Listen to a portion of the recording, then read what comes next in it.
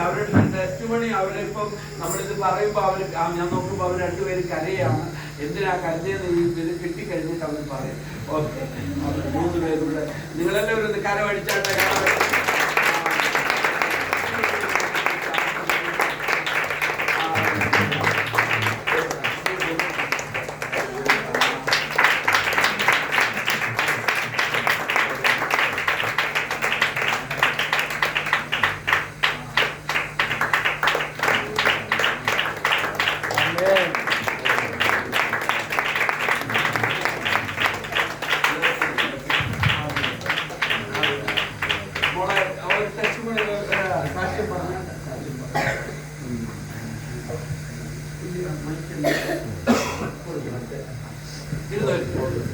ദൈവനാമത്തിൽ മഹത്വം ഉണ്ടാവട്ടെ.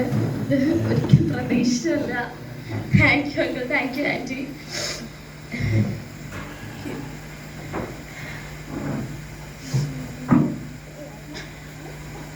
ആൻറ്റി പറഞ്ഞ അന്ന് മുതൽ ഞാൻ അത് പഠിക്കാൻ ഭയങ്കര ആഗ്രഹമായിരുന്നു.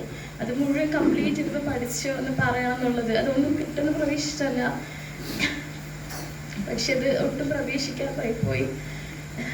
ഞങ്ങൾക്ക് അവിടെ ഒന്നുമില്ല, ഫ്രിഡ്ജ് ഒന്നുമില്ല. ഞങ്ങളത് വേണമെന്ന് ആഗ്രഹമുണ്ടോ ചോദിച്ചുണ്ട്, പക്ഷെ അതിനു വേണ്ടി ഞങ്ങളൊന്നും ആരോട് പറയുകയും ചെയ്യുകയൊന്നും ചെയ്തിട്ടില്ല. ഒരു പച്ചക്കറികൾ പോലും വാങ്ങി അവിടെ വെക്കാൻ പറ്റില്ല. എലിയുടെ ശല്യം കാരണം പെട്ടെന്ന് ചീത്തയാക്കും. ഡെയിലി ഉള്ളത് അന്നന്ന് വാങ്ങിയിട്ട് വന്നിട്ട് എടുത്ത് വെക്കുന്നത്. അതുപോലെ തലേ ദിവസത്തെ ഭക്ഷണം ഉണ്ടെങ്കിൽ എല്ലാം ബാക്കിയുള്ളതൊന്നും എടുത്ത് വെക്കാതൊക്കെ കളയുകയും ചെയ്യുക. അതെല്ലാം എലിയുടെ ശല്യം കാരണം പുറത്തൊന്നും വെക്കാൻ പറ്റില്ല. അതുപോലെ പെട്ടെന്ന് ചീത്തയായിപ്പോൾ അങ്ങനത്തെ ഒരുപാട് പ്രശ്നങ്ങളുള്ള കാരണം. പക്ഷെ ഞങ്ങളൊന്നും ആരോടും പറഞ്ഞിട്ടുമില്ല. അത് പക്ഷെ എല്ലാം ദൈവമല്ല.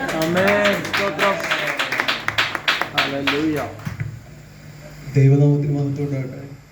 എങ്ങനെ നന്ദി പറയണമെന്ന് അറിയില്ല ദൈവത്തോട്, കർത്താവിനോട്. ഒരു ദിവസം ആൻറ്റിയും നമ്മുടെ പാസ്റ്ററും കൂടെ വീട്ടിലേക്ക് വന്നു. ഒരു വിസിറ്റിങ്ങിന് വന്നതാണ്. അപ്പോൾ വന്ന് ഞാൻ ജോലി കഴിഞ്ഞ് വന്നു.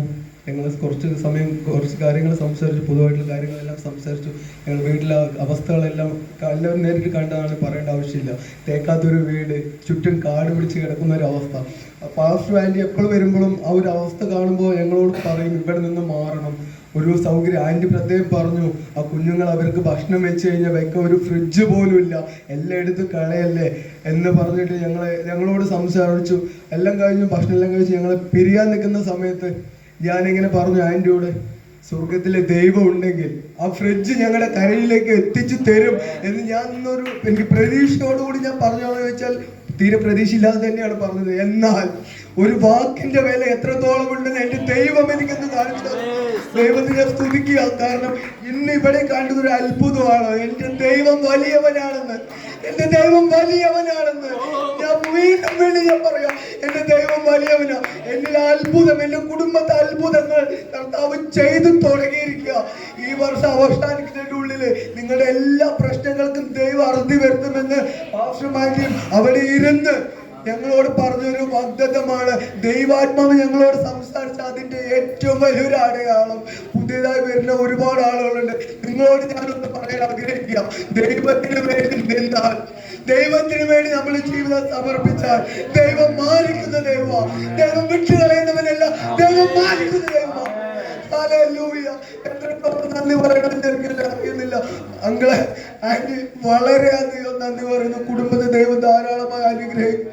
ഒരിക്കലും പ്രതീക്ഷിച്ചില്ല, ഒരിക്കലും പ്രതീക്ഷിച്ചില്ല. പക്ഷെ ഒരു വാക്ക് നമ്മൾ പറയുന്നത് ഇതൊരു അനുഭവമാണ്.